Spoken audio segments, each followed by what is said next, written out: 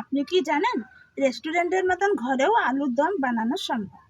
তো চলুন আপনাকে নতুন রেসিপি বানিয়ে দেখাচ্ছি। প্রথমে গ্যাসটা অন করে নেব,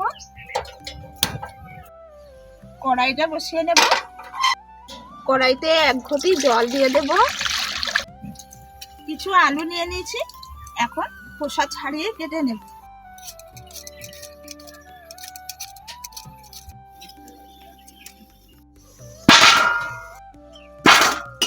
খোসা ছাড়িয়ে নিয়েছি সবগুলো আলু, এখন কেটে নেব।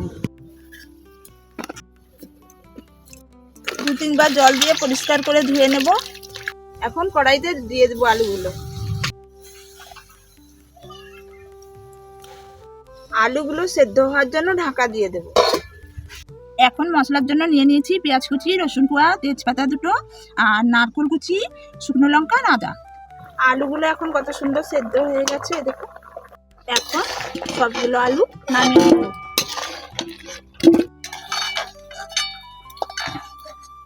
কড়াই এখন গরম হয়ে গেছে, সরিষা তেল দিয়ে দেবো আলু ভাজার জন্য।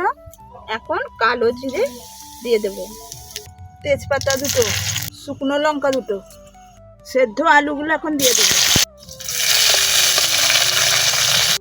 অল্প লবণ, হলুদ গুঁড়ো। এখন আলুগুলো লাল লাল ভেজে নেব। বাটার জন্য দিয়ে দেব পেঁয়াজ কুচি, রসুন কোয়া, আদা কুচি, দুটো কাঁচা লঙ্কা, নারকেল কুচি। এখন একটু জল, এখন ঢাকা লাগিয়ে বেটে আনবো। আলু লাল লাল ভাজা হয়ে গেছে, এখন নামিয়ে নেব। কড়াইতে সরিষা তেল দিয়ে দেবো মশলা ভাজার জন্য। তেল গরম হয়ে গেছে, এখন পেঁয়াজ কুচি দেব, একটা টমেটো কুচি, একটু নাড়াচাড়া করে নেব। পেঁয়াজ টমেটো ভাজা হয়ে গেছে, এখন বাটা মশলাটা দিয়ে দেব। দিয়ে দেব হলুদ গুঁড়ো, স্বাদ মতন লবণ, জিরে গুঁড়ো, ধনে গুঁড়ো, কাশ্মীরি লঙ্কা গুঁড়ো। নাড়াচাড়া করে নেব মশলাটা। মশলাটা ভাজা হয়ে গেছে, এখন ভাজা আলুগুলো ছেড়ে দেব। এখন একটু নাড়াচাড়া করে নেব।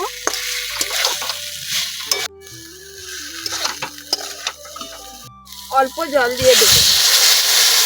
দিয়ে দেব একটু গরম মশলা, অল্প চিনি, সর্বশেষে একটু গায়া ঘি দিয়ে দেব।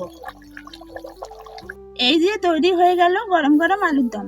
রেসিপিটা কেমন লাগলো কমেন্ট করে জানাবেন। ভিডিওটি যদি ভালো লাগে লাইক, শেয়ার, সাবস্ক্রাইব করতে ভুলবেন না যেন।